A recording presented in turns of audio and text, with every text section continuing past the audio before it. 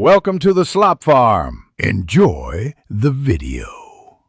You're going to begin by confirming prerequisites and taking the first action steps now. You need both iPhones online, signed into iCloud, and location services enabled.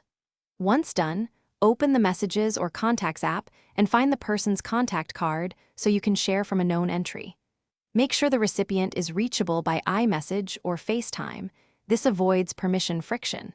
Now tap the contact or conversation to start the sharing flow. You'll move quickly into the actual share in the next step. You'll choose Messages or the Find My app next because both give clear control and expiration options. In Messages, tap the contact name, then Share My location, select duration and confirm.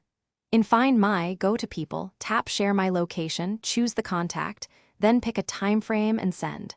Use indefinitely only when you intend ongoing sharing. Otherwise, prefer time-limited sharing for privacy. If prompted, allow Share My location for that device, specifically so location updates begin immediately. Finally, confirm the share and know how to stop or fix issues. You'll check the conversation or the people list in Find My to ensure the contact sees your blue dot. To end sharing, tap your profile in Find My or choose Stop Sharing in Messages. If location isn't updating, toggle location services off/on, sign out and back into iCloud, and restart the iPhone. That sequence resolves most permission or network hiccups. If problems persist, verify both phones, run recent iOS versions. Thanks for watching.